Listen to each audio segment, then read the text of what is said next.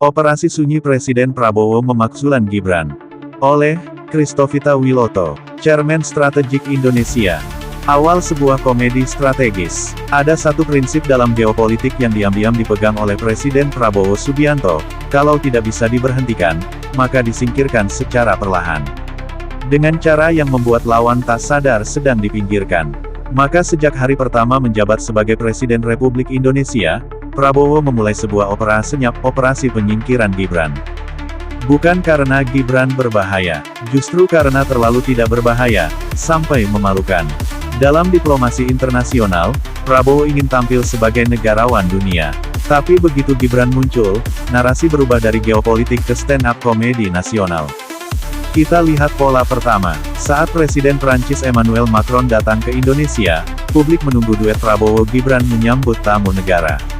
Tapi apa yang terjadi? Gibran diungsikan ke ibu kota negara. Disuruh inspeksi proyek IKN. Sendirian, tanpa wartawan, tanpa publikasi besar.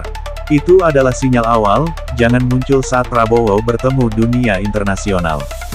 20 kejadian aneh dan lucu, Gibran di PHP-in negara. Berikut adalah 20 kejadian konkret dan nyata yang menunjukkan pola pengasingan Gibran oleh Presiden Prabowo. Macron datang, Gibran disuruh ke IKN untuk inspeksi progres. Peresmian pabrik baterai Korea Selatan, Gibran digantikan AHY, padahal sebelumnya namanya ada di protokol acara.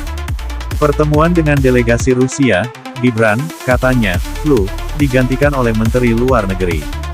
Pertemuan dengan Elon Musk, Gibran tidak diberi informasi, padahal selama kampanye dia sangat bangga pernah menyebut nama Tesla.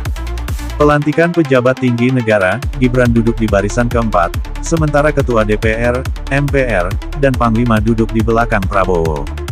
KTT ASEAN, Gibran diundang tapi dibatalkan kehadirannya sepihak, digantikan oleh Menko Polhukam.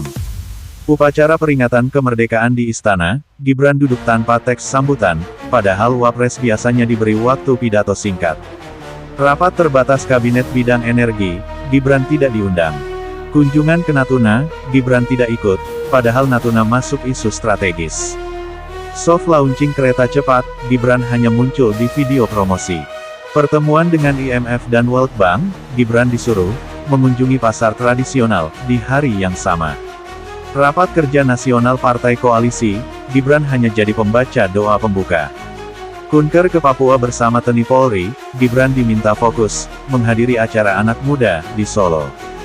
Pembukaan SEA Games, Prabowo beri mandat ke Menpora, bukan ke Wapres. Kunjungan bilateral ke China, Gibran ditugaskan menghadiri pameran UMKM. Peresmian pabrik nikel di Sulawesi, Gibran tidak ikut. Dialog dengan petani, Gibran muncul via Zoom karena sakit perut. Wawancara resmi bersama media asing, Gibran tidak dilibatkan. Forum investasi global di Bali, Gibran hadir hanya di sesi makan malam. Pertemuan dengan ulama Nahdlatul Ulama, Gibran diganti oleh Yakut dan Mahfud MD. Strategi, menyingkirkan tanpa menjatuhkan. Prabowo bukan tokoh yang gegabah. Ia tahu kalau Gibran dijatuhkan langsung, efek politiknya bisa seperti bumerang. Jadi, langkah-langkah yang diambil sangat halus, nyaris tak terdengar, tapi dampaknya nyata. Gibran tetap jadi wakil presiden secara formal. Tapi secara de facto, tugas-tugas pentingnya disalurkan ke orang lain, AHY, Menteri Luar Negeri, Menteri Investasi, bahkan kadang-kadang ke Kepala Staf Presiden. Publik mulai menyebutnya sebagai Wapres seremonial, atau lebih tajam lagi, Wapres kosmetik. Beredar rumor di istana dan pejabat Gibran kalau sedang sakau, aneh-aneh sikapnya, atau tiba-tiba sakit, merusak agenda negara. Tapi Prabowo tenang, ia biarkan rakyat yang membaca arah angin. Rakyat mulai bertanya, Gibran mulai terdiam. Rakyat kecil bukan bodoh.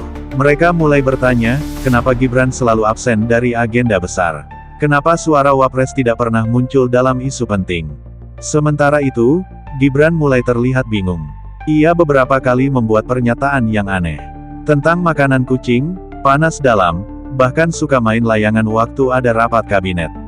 Pernyataan yang makin meyakinkan Prabowo, Gibran belum siap, bahkan mungkin tak akan pernah siap.